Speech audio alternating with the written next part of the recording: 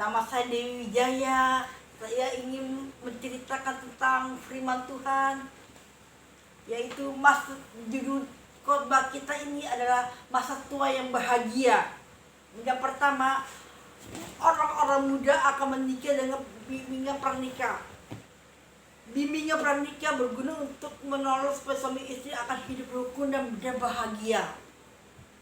Orang tua akan pindah ke surga, dia memerlukan bimbingan agar jangan merasa takut atau cemas supaya mereka hidup bahagia.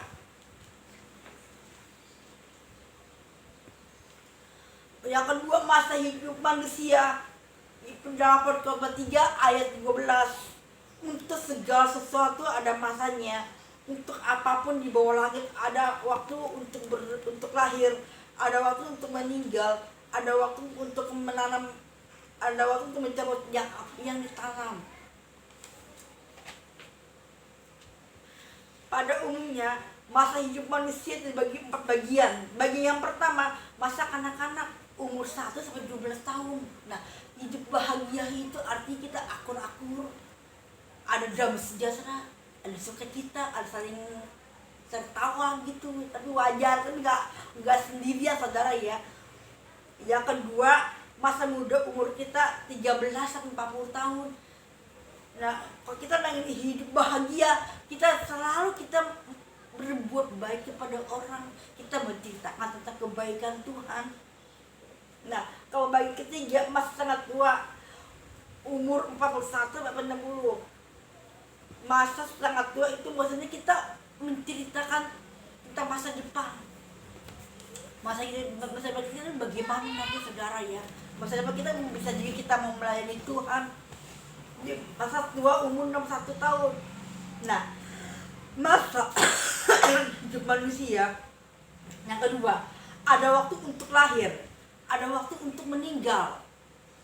Kita harus menghadapi waktu untuk meninggal dengan perasaan hati yang penuh dengan sukacita, hati yang bahagia, bukan perasaan orang yang cemas dan takut.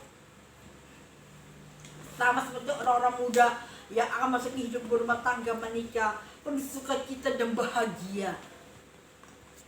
Ketiga, tidak tawar hati. 2 Korintus 4 ayat 16. Kita baca ya, baca ayat ini. Ayat ini menceritakan, sebab itu kami tidak tawar hati, tetapi meskipun manusia lahiriah kami semakin merosot, namun manusia batania dibaru-barui hari ke hari. Pertama, tidak tawar hati. Jangan tawar hati, kata Tuhan, menghadapi kenyataan bahwa kita semakin hari semakin tua dan semakin kita akan meninggal dunia dengan tidak tawar hati. Tawar hati itu adalah patah semangat, hilang pengharapan, hilang sukacita, menjadi sedih tiap atau takut. Nah, tidak tawar hati itu yang ketiga. Manusia lahirnya semakin merosot. Yang kedua ya, semakin merosot itu semakin tua semakin lemah. Mata lamur, kamu putih, rambut rontok, gigi ompong, itu namanya nenek. Nah, napas pendek, tenaga berkurang, menjadi lemah. Manusia lagi semakin merosot. Yang kedua, merosot manusia lahirnya dimulai sejak 30 tahun dan terus berlangsung hingga kematian. Manusia batin ini manusia batin ada roh dan jiwa kita diberui di dalam dirawat dan dipelihara, sehingga orang yang berada kondisi baik, ibarat order yang harus diganti dengan yang baru, meninggal dunia, keluar dari dunia atau saudaranya, kita kembali ke Tuhan Yesus. Istilah kita meninggal dunia dalam Filipi 1 ayat 23, pergilah dan diamlah bersama-sama dengan Kristus. Mazmur 23 ayat 6, diam di dalam rumah Tuhan sepanjang masa. Yohanes 14 ayat 2 dan 3, membawa kamu ke tempatku, dipanggil, dipulang oleh Tuhan. Yang keempat, 2 Korintus 4 ayat 8, berahlilah dari tubuh ini untuk menetap pada Tuhan. Meninggal dunia kedua, tinggal di rumah Bapa bersama-sama dengan Tuhan.